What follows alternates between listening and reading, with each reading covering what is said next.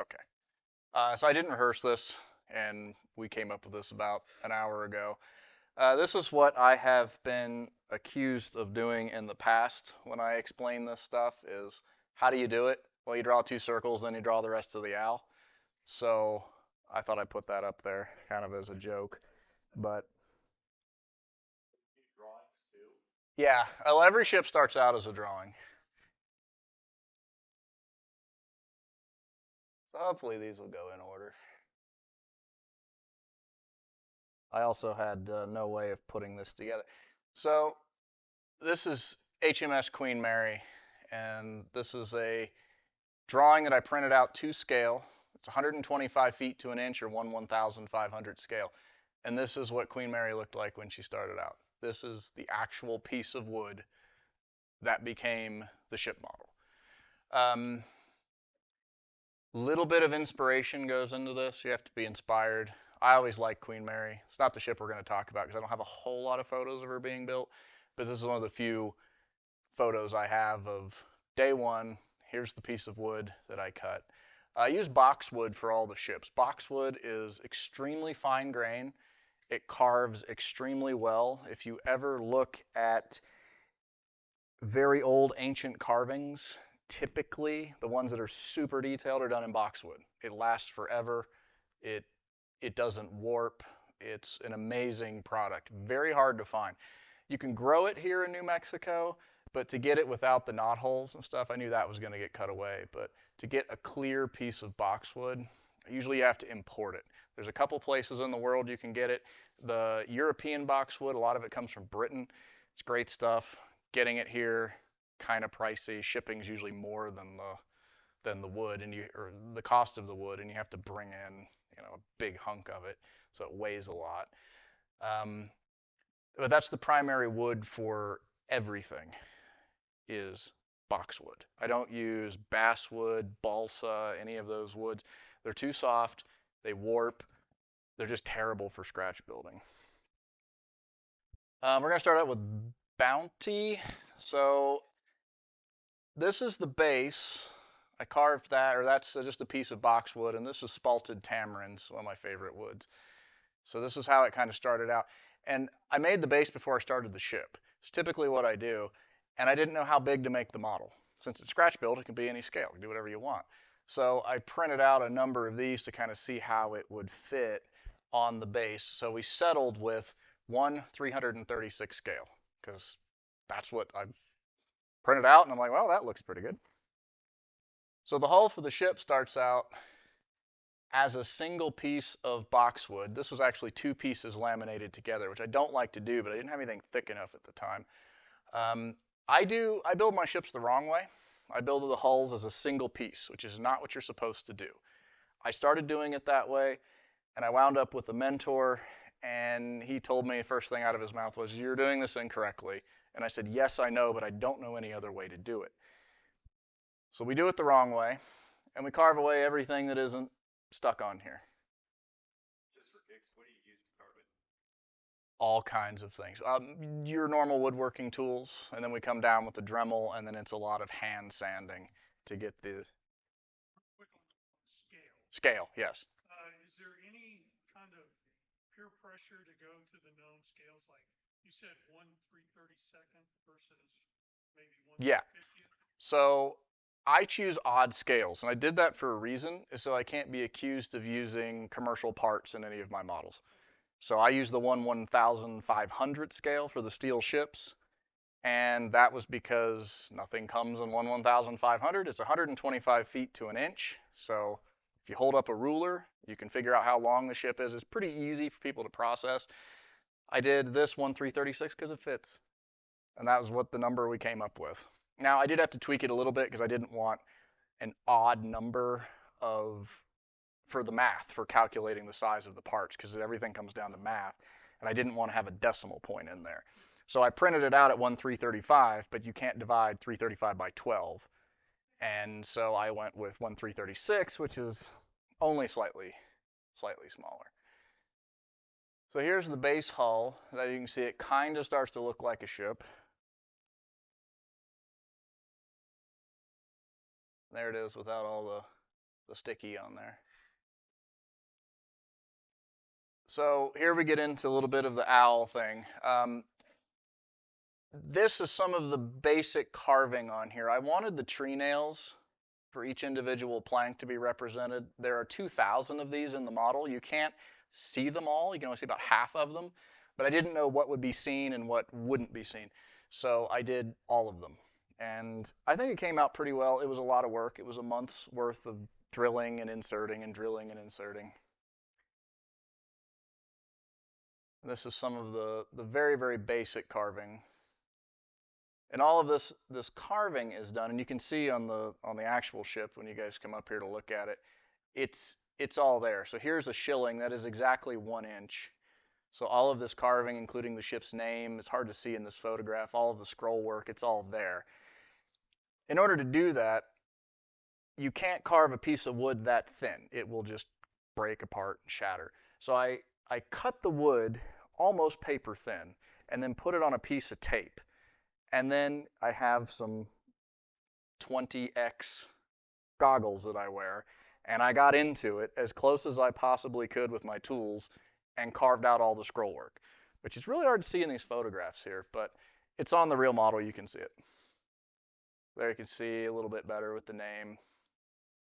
The windows haven't been, these have the mullions in them, but these haven't been added. Here you can see more of the nail. And again, that's a standard coin, exactly 1 inch. So the boats up here, I decided I was going to build and plank the ship's boats too. I didn't know how to do that. I'd never done that before. Like, that's insane. How small? I mean, you're looking at, well, you can see them here. They're that long. They're 1/4 of an inch. So I took a piece of paper and I made a model of the boat, and then I planked on top of the paper very, very carefully, and then pulled the paper insert out, and you have a boat. And then I had to do it again, even smaller, and then I had to stack them on top of each other and put all the detail in there. If you look inside the boats on the model, there's a grappling hook, there's an anchor, there's a box for the instruments for navigating the boat, all the oars are in there. It's all there. It took a month. This photograph's a little washed out on here, but I didn't have any pictures of carving the sea base. It kind of started one evening, and then I had it finished within a few days, and I didn't bother to photograph it. I should have.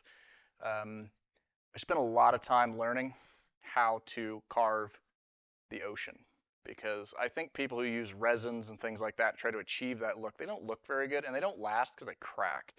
So this is all carved boxwood. So that flat piece of wood that we saw earlier with the drawing on top of it, that is what this became.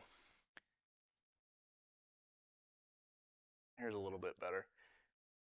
So the model is depicting Bounty as she looked in 1788 approaching Tahiti, which is the old word for Tahiti is Otaheite. Otaheite and the Society Islands. And here's the 1336, 28 feet to an inch. So that 1 inch coin is 28 feet. Bounty was not a very big ship. But I wanted to know the weather conditions on the day that they arrived in Matavai Bay in Tahiti. And everybody thinks, if you've seen the movie Mutiny on the Bounty, they sail up, it's a beautiful sunny day, and there's all these natives who greet them, and it's wonderful, and they get fruit and vegetables. It was actually a really stormy day. It was terrible, and they had a hard time anchoring.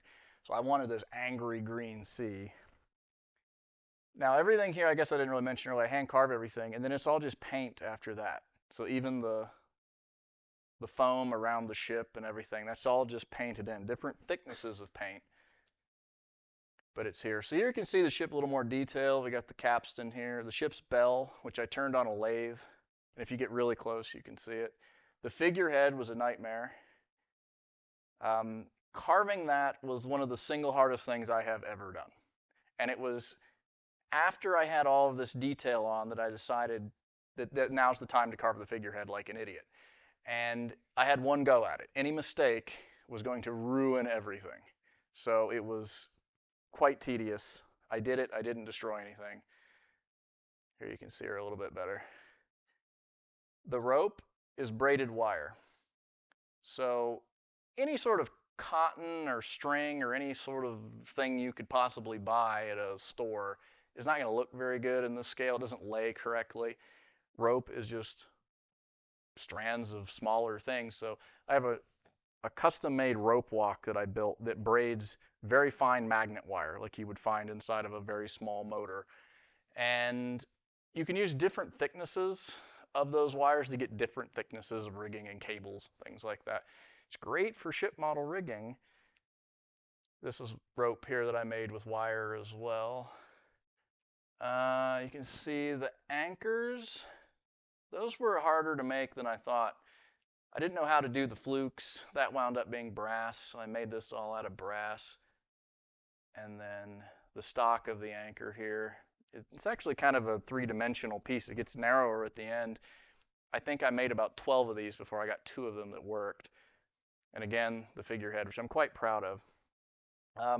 Now might be a good time to discuss the paint scheme. Nobody knows how Bounty was painted. If you're familiar with the story, it was a mission to Tahiti to pick up breadfruit, and the Royal Navy, the Admiralty, just didn't care. It was a civilian ship. It was a new ship. It was a collier that was carrying coal in the Portsmouth area named Bethia. Nobody knows how it was painted. Bligh and Captain Bligh, that Captain Bligh, in his journal comes very, very close to mentioning how it was painted, but then he kind of glosses over it and changes the subject.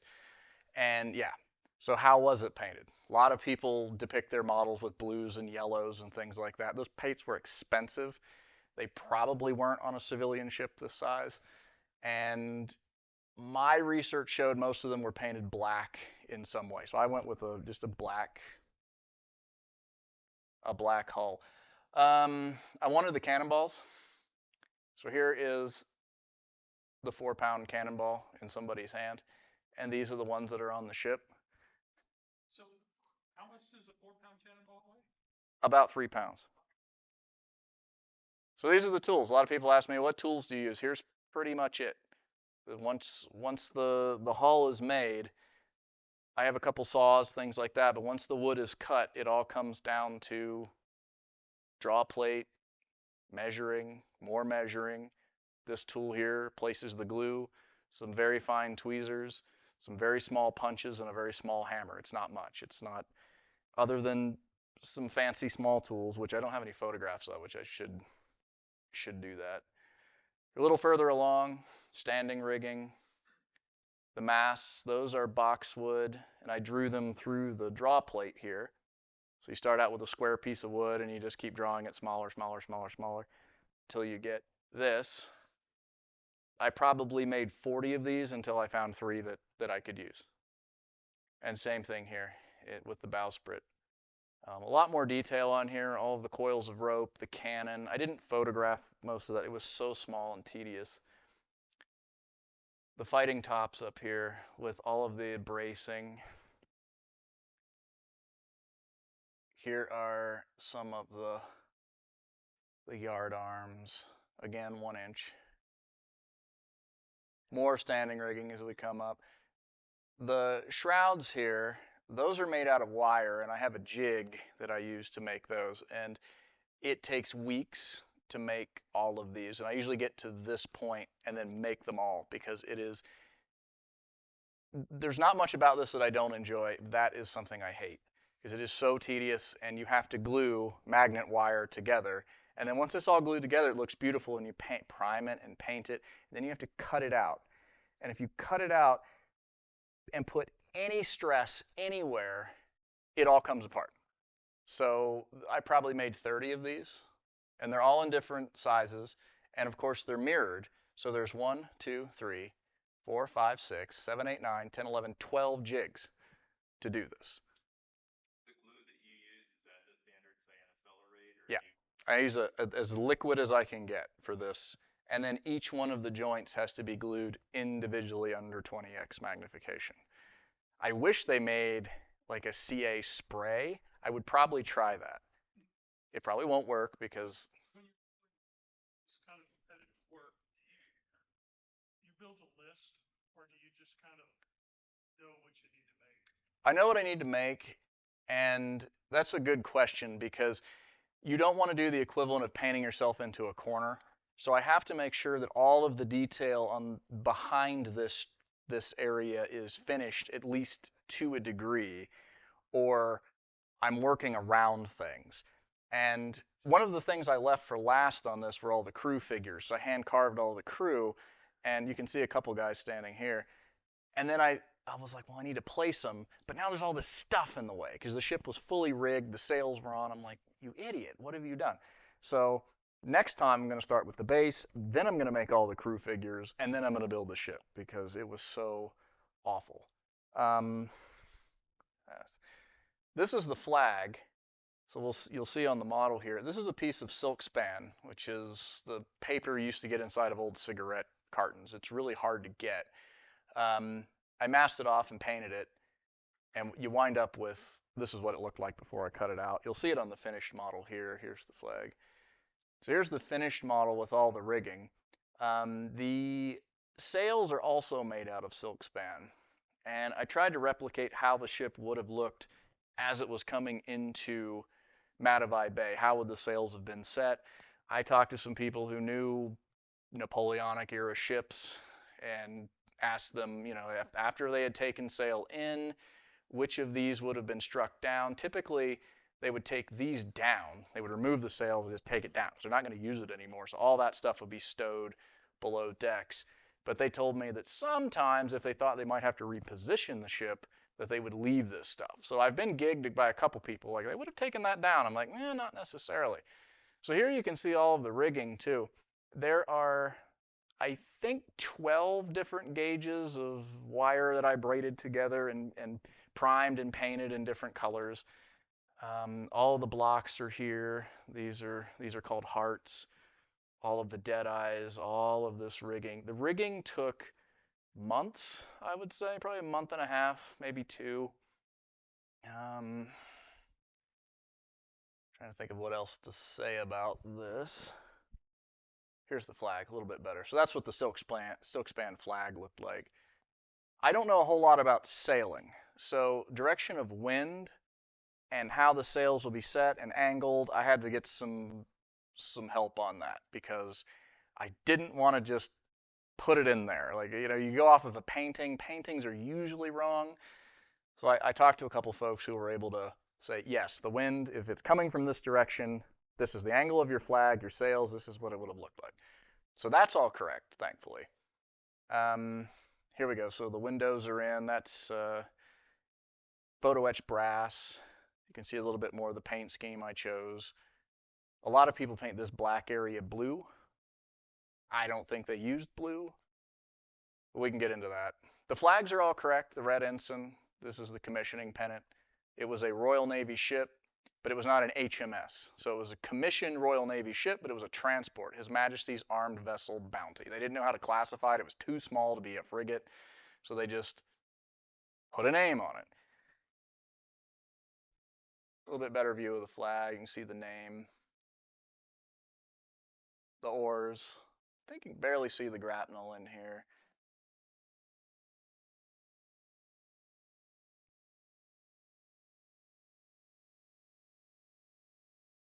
I think that's a duplicate.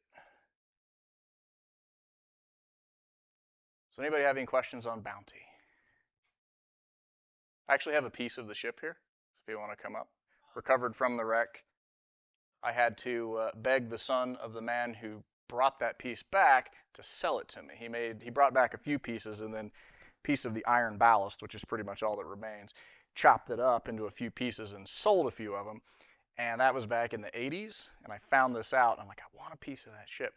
So I found his son, who owns an electronics store in Florida, and I badgered him until he sold me one of them. Apparently there were 3 left, and I got one of them. And I'm not going to tell you how much it was, but that man's a good businessman. Definitely. The ship sailed into that harbor. Mm-hmm. Difficult was it for them to lower the anchor and actually secure the position of the bay? Not very. If you read the journal, they got into Matavai Bay, they dropped anchor. They had to move the ship a few times. I encourage you to read the story if you're interested. It's absolutely fascinating. It's a fascinating look into mental illness and how things can go horribly, horribly wrong when you get a bunch of people who have mental illnesses that do not complement each other and are placed in command of a very, very tiny ship. It is, you've all heard, Captain Bligh, the guy's a monster. Today, they're a little more sympathetic towards him. Most people think he had some sort of multiple personality disorder, and that's why he acted the way he did. His second in command, Fletcher Christian, also had some sort of mental illness, and between the two of them, they just drove everybody else insane. But the story of the ship is, if you get a good book, it really brings you in. It's not like the movie. The movie doesn't tell even half the story, a quarter of the story, but it's fascinating. What compels you to build at such a small scale? And have you scratch built at much larger scales? I have scratch built at larger scales. I like the small. So years ago, I saw a picture online of this tiny little ship model, and a guy was holding it, and I said, I want to know who made that. Like, it was on Pinterest, so of course there was no information whatsoever. So I started Googling and Googling. I came up with this name, Donald McNary. And it turns out Donald McNary died in 2000, and he had a royal title. The guy was an amazing artist, fellow of the Royal Society of Arts. His models, I thought, oh, I'd like to have one of those. Well, they cost more than houses. They're this big, but they're just national treasures. The man was incredibly vain. He was one of the worst people in modeling ever. Museums would contact him. We would like one of your models. Please send us something. But he was used to working with royalty and heads of state and national galleries, things like that. So he would make these tiny little rowboats, put them in a tiny little glass case, and send it to him as a basically, don't contact me again. Here's your model. He never, I wish I had some photographs of his models. He famously, if somebody came to him and said, I would like you to build a model for me, he would never quote them a price. At the end, when you saw the model, he would ask you, how much is it worth to you? And if you didn't say a number in your head that met or exceeded the number in his head, he would pack up the model and take it home and never sell it. And I saw one of his models. I was like, I want to do that. Donald McNary. Now, Donald McNary had an apprentice, and his name is Philip Reed. Philip Reed is 84, and I have read every one of his books. And somehow, some way, by hook or by crook, I got to meet him. And he and I struck up a friendship. He critiques all of my models and tells me this is what you need to do better. And he is probably the greatest living model maker we have in the world. He lives in the UK, and his models they'll bring tears to your eyes. They are not much bigger than this, but I mean, how do you describe a Rembrandt? It's that quality. It's yeah. I mean, that's what you're looking at when you look at a Philip Reed model or you look at a Donald McNary. They fit in the palm of your hand, but they cost more than every house you've ever owned. And Where you mentioned on the fantail you carved that yeah, oak strip, and before you did it, you put it on tape. tape, yeah, to keep it from cracking. I should have thought of that before I. Some of them are.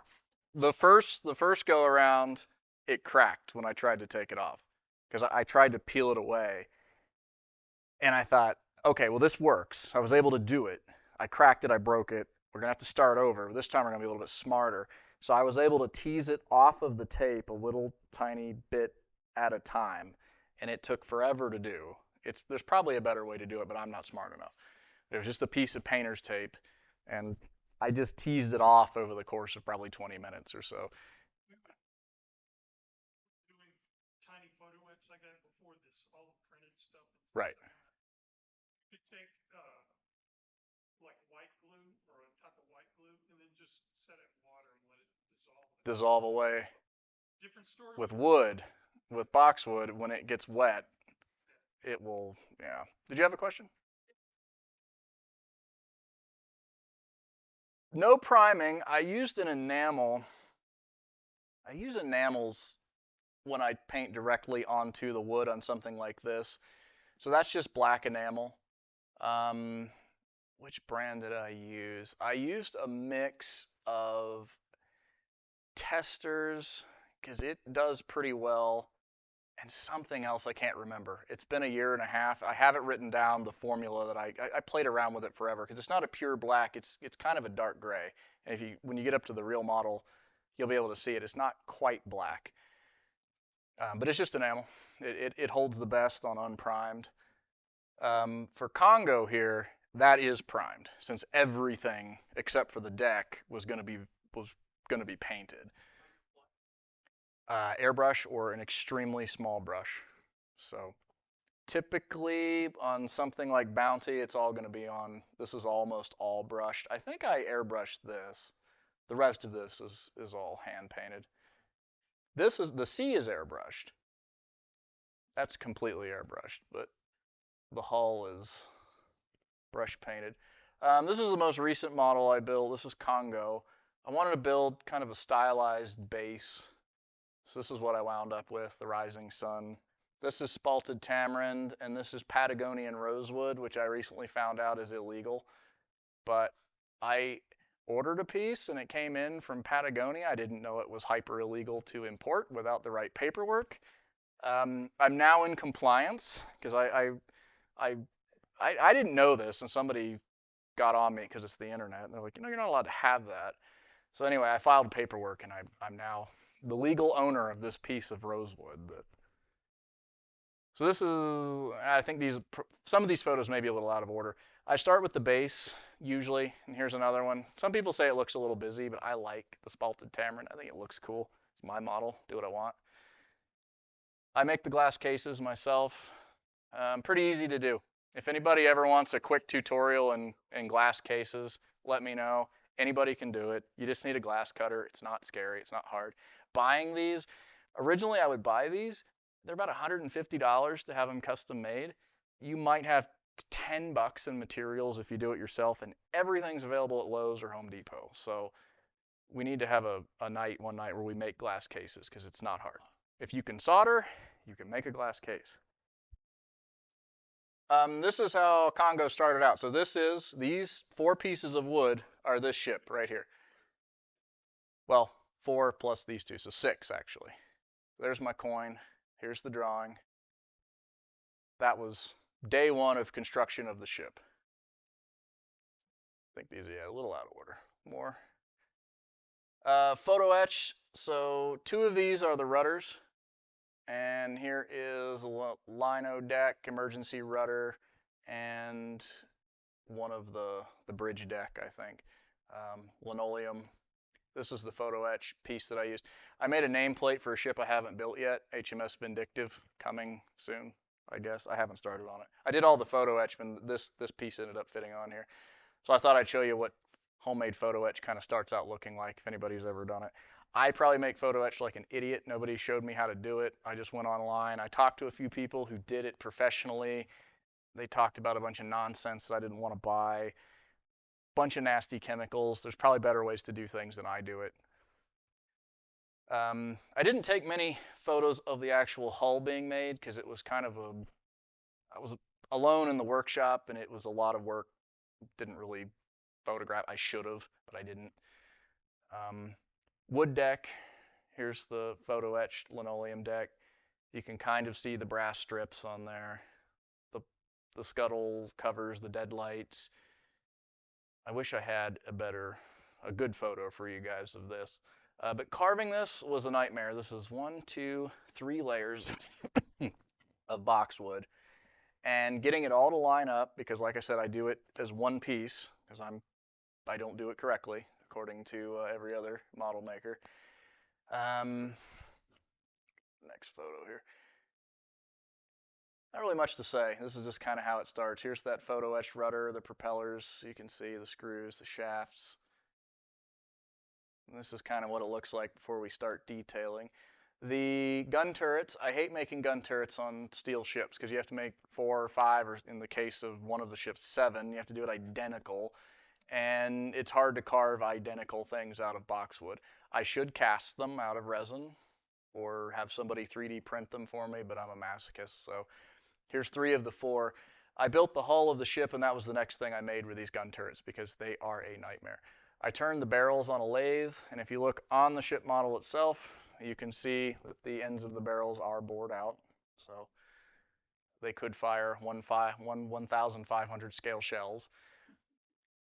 Anti-aircraft guns, these took, I don't know how long, forever, just forever, trying to figure out how to build them. I built them off of the ship and then added them. These photo etch towers here, radio tower mast, you'll see those shortly. Here's the catapult, all photo etch. In this model, there are 2,500 pieces of photo etch alone. That doesn't include all of the pieces of brass that I cut, other things. Ships like this, I will use mostly boxwood, mostly brass, and a very, very small amount of paper. Paper is just really thin wood. It lasts forever. If there's anything paper, I will point it out. We're a little bit further along. Making the aircraft, that was just an exercise in carving. I probably made 10 of these before I got something that looked like an airplane. See the hull, the structure of the rudders. A little bit closer. I wanted to depict the ship as it would have been at anchor.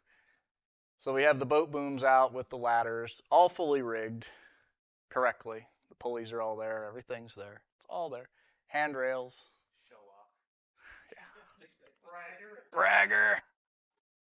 A little bit better photo. You can see the anti-aircraft guns here a little bit better. Starting to take shape. This back here, which you can see on the model, the stairs, that was really hard to do. I didn't know how to do that. So I ended up building it on the model. So I got the angles and the proportions correctly. I think that was the wrong choice. It took forever. And it was one of those one-shot things that if I screw this up, I'm going to damage so much around it. But it ended up working out. I don't know if I'll do that again. It's a duplicate. And a little bit further along, aircraft crane, all photo etch. Picture Bounty just stuck in there. There we are to the pagoda mast. This was always going to be the worst part. I didn't know how to do this, so I photo etched every single level from the set of plans that I had, and then assembling it so it didn't tilt or, there's so many levels here. I think there's 10 total levels. And then getting all of the handrails correctly. And I thought, well, as I'm going up with this, I might as well build the interior too.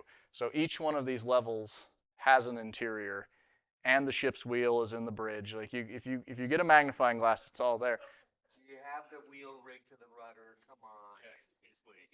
There are limitations. There are limitations. The chart table's in there.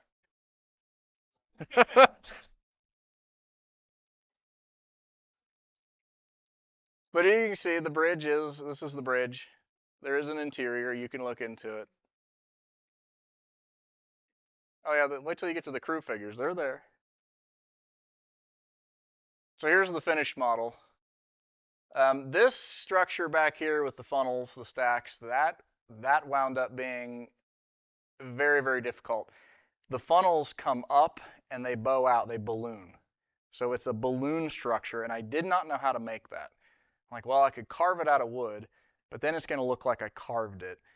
So I took aluminum tubing that was the correct diameter, and I had a little, something I use for annealing, and I put it in the top of the aluminum tubing, and I tapped it with a hammer to give it kind of that ballooned look. I made probably 40 of these before I got to the answer. They're both different sizes, so I had to use two different tools basically to make them, and I was so proud of myself when I was done.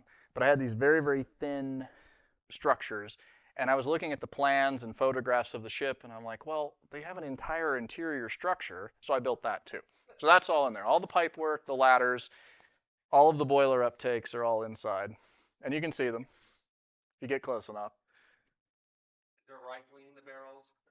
If I could do it, I would. Little different angle here. The rigging is all there. I wanted the rigging to be correct. That is nitinol wire. They use it in the medical industry. I don't know what they use it in the medical industry for. A company called Model Casting out of Japan. I think they make tank tracks and stuff. They sell it. That is the cheapest way to get it. Because I like to go to the source, so I thought, I'll find somebody in China who makes this stuff, and I'll buy a commercial spool. A commercial spool of nitinol wire is $10,000 before shipping. So you get 15 feet of it for $20 from Model Casting. Go that route. That's what I do, because I thought, well, I'll buy enough. I'll have enough of this wire forever. The nice thing about it is it has no memory, so you can't kink it. So when you put it on a model, even in this scale, it has that natural drape, that natural catenary to it. Because ship rigging is not straight.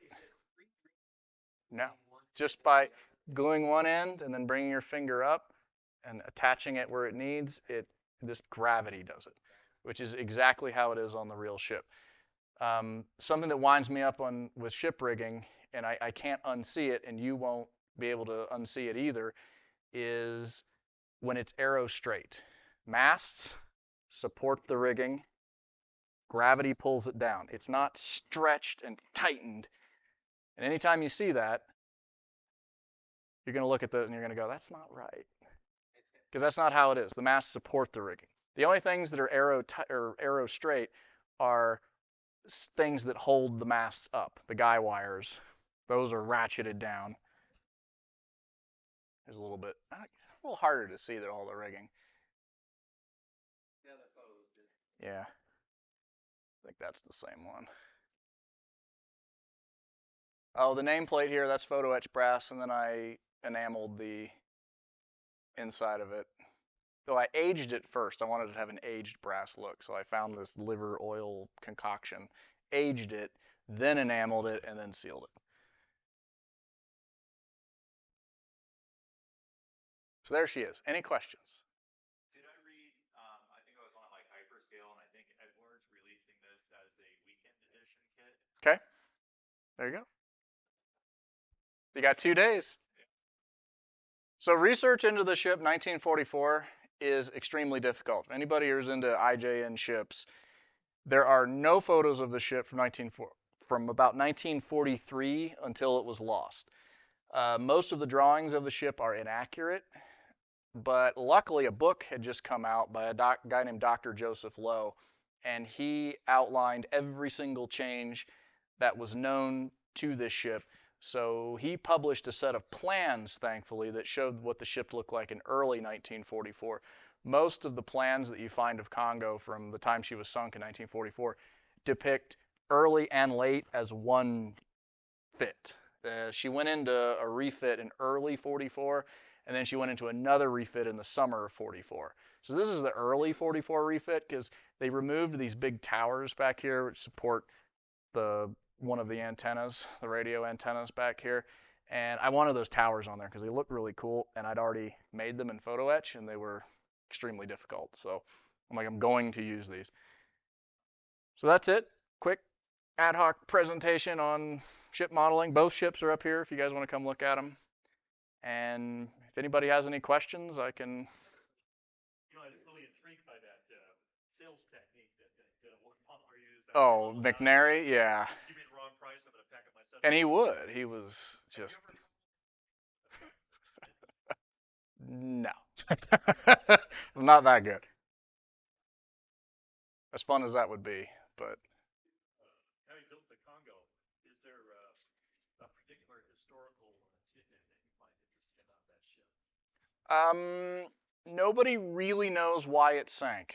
We know that she was torpedoed. We know the mechanism what led to it, but we don't know what went catastrophically wrong, causing her to sink. She was torpedoed. She limped out of line, was sailing back to Formosa. There were 125 survivors from the ship, but they were all high up in the ship, and they did not know what had transpired inside the hull. She was hit by 2 torpedoes. That shouldn't have been enough to sink a battleship. That should have been a minor annoyance. She was damaged, but they were sailing back, and then all of the survivors said she just started going. Like, they don't know what failed, when it failed, boiler explosion, something happened, but nobody knows. The wreck has never been found. Did she blow up or capsize? It just quickly sank and then capsized. Most of the survivors were from the upper part of the ship. None of them were from the bridge, so they couldn't report. There were a lot of anti-aircraft gunners that survived. Nobody knows why. Like, we know the mechanism, but we don't know. She sank, how far was she from Formosa? Not too far. The wreck hasn't been found. She's only about 40, 50 miles off the coast.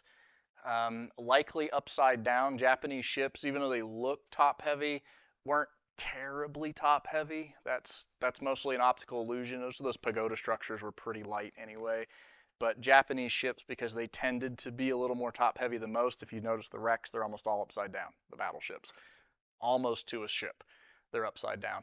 So hopefully, since she's upside down, the part of the hull that was torpedoed is sticking out of the mud, so maybe we'll find out if they find the wreck. It's the last Japanese battleship that hasn't been found, and I don't think anybody's gone looking yet, so hopefully.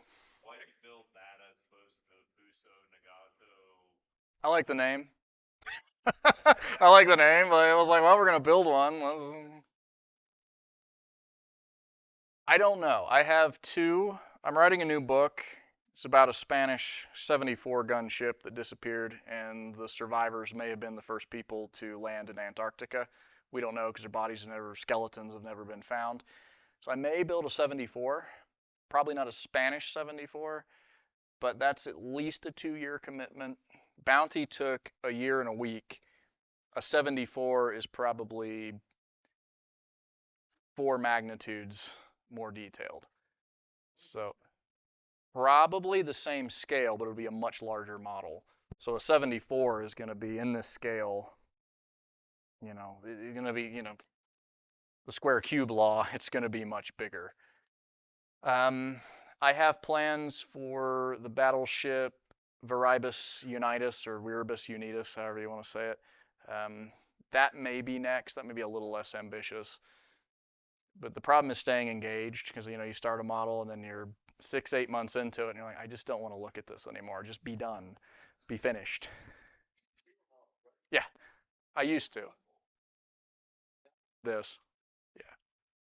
Paper models are annoying. There's parts of it, but this is, you have to figure out how to make every single piece. And it's like, do I make it out of wood? Do I make it out of brass? Do I make it out of paper? Like what is the medium I need? And then you have to make it, and then it's 10, 12 tries before you get a part that's usable.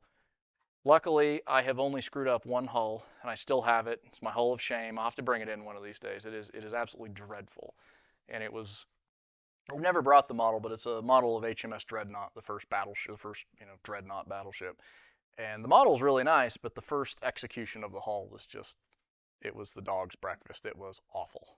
And I have that as a reminder of this is what 3 weeks of work looks like when you're not careful. And all that's gone. So. Thanks again. Oh, thank you. Thank you. Nice to be here. Thank you.